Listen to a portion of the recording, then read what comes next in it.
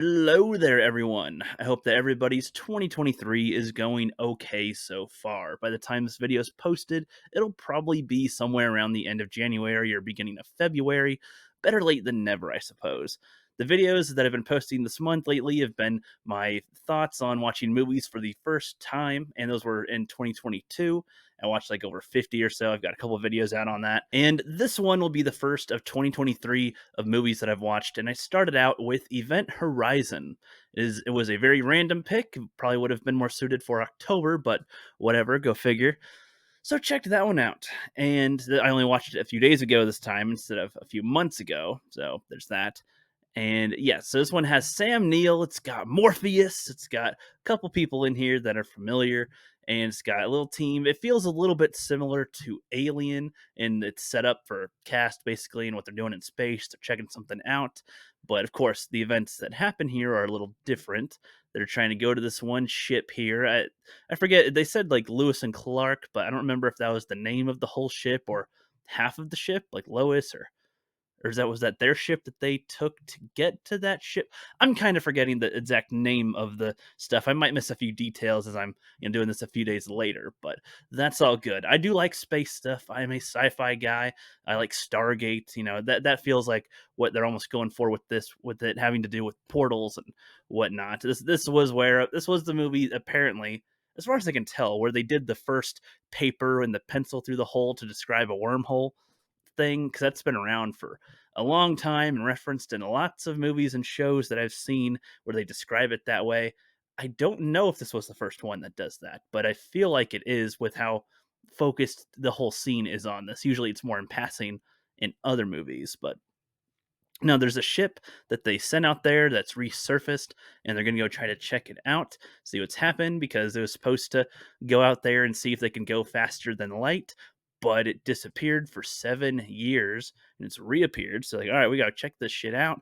And as we discover throughout the film, I'm just going to skip around a little. We discovered that it did go through a wormhole successfully. That's how you can essentially travel faster than light, is by bending space and skipping over to the point instead of having to travel the full distance. Apparently it did go somewhere, and the crew arrives. They discover they only heard audio of people screaming for their lives prior to it, and then they are uncovering videotape footage of the crew like going insane, ripping their eyeballs out, eating each other naked, just blood everywhere, crazy shit. They're like, what the hell happened here? Meanwhile, our crew here are experiencing a little bit of light hallucinations here and there that seem to be happening, where they see their kid here who's crippled but he's walking around. They see loved ones talking to him real quick, or somebody who's dead that's alive now. Like a lot of weird stuff, a lot of things that are going on here, and you're trying to figure out what the hell is going on here for real. I don't know. And they go to where the wormhole was. The rookie on the crew, they call him Little Bear or Baby Bear. He gets sucked in, and then he's only in there for a few seconds, maybe like 20 seconds or so, and then gets pulled back out, and he is practically dead, but they're able to still keep him alive and everything. And he gets up at one point, and he is just like this. He's just like stone walled, terrified. He's like about to walk out of the airlock and kill himself, and then he like regains his consciousness or his real control and is like trying to get it. He's like, what the hell happened? And he's like, he was completely out of it apparently while he was walking around and saying crazy shit. And it's like talking about the darkness and the horrors basically of the other side. And like the Morpheus character is basically wanting to get the hell out of here this whole time. Like, fuck this mission. They have a limited time before they run out of clear oxygen, because there's another element that's getting into their systems or something. And, in about 20 hours, then they would get all messed up.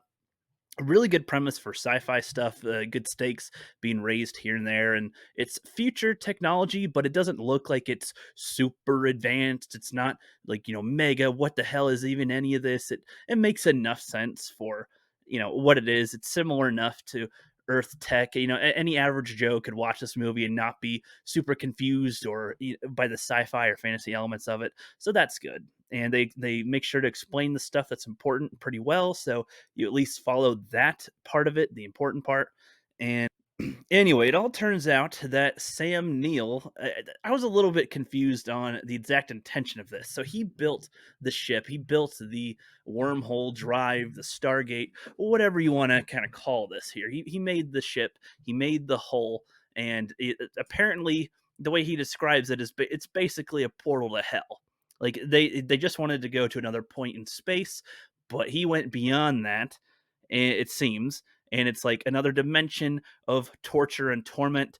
In that sense, it seems like it's more Hellraiser like, which I haven't seen those movies yet either. But this does make me kind of more interested in checking out Hellraiser because I enjoyed this part, and this was some interesting aspects to it, especially if it's like another dimension kind of thing. So yeah, and like the each person keeps on like having their different hallucinations, and it turns out that some of them like are driven to kill themselves in accident because of this. This is like the ship, like when it went through the wormhole, it was it was like it was just like a normal ship, and then it gained. I was a little confused. Did it gain sentience, or it came to life like how a plant might? Like a plant is alive, but it's not like a conscious being. It's alive. There's a difference between it being alive and dead. Is that kind of what's going on here? I was a little bit confused on that because it like has the ship reacting. It's trying to keep the crew here. It's trying to prevent them from leaving. It's making them go crazy. Or Sam Neill, he essentially seems to gain super strength, which was a little confusing. I was like, what? He claws his own eyes out, but he can see just fine. Like he doesn't need to see with his eyeballs. I was a little bit confused on how some of this was working, but I wasn't like too put off and whatnot. But yeah, I was enjoying this one. This one was pretty good. Um, there's a lot of funny moments. The one dude, I have to call him the black dude because the one that's not Morpheus. I forgot his name too right now. I just sometimes when I just see a movie fresh off and I haven't like rewatched it at all again, the names don't tend to always stick with me, and so like I'll be more likely to remember the actor than I will the actual character. But the black dude and one of the chicks survive, but the black dude, he looked. I thought he was going to be out many times, but they subverted my expectations by not having him get killed a whole bunch of times, and he ended up being one of the survivors. I was like, okay, shit, all right. But a follow up to this would be interesting, even if they don't do any of the like hell dimension or other dimension type of things. If they just follow the few surviving characters and how they are trying to live their lives afterward, that would be interesting because it seems like even though they got out of there, they're still quite traumatized and might just things might not be going so well mentally, and who knows if there's a growing problem potentially in the future with that type of thing even existing, with there being a connection ever having been made. Would they remake the type of ship that did that again, like history repeat itself, or would they just put that on ice? What would happen? That would be interesting to kind of know, and I'm curious if other people feel that same way too. But yeah, I like this one. Fuck yeah, Event Horizon. I give that one a thumbs up, man. I'll see you guys later.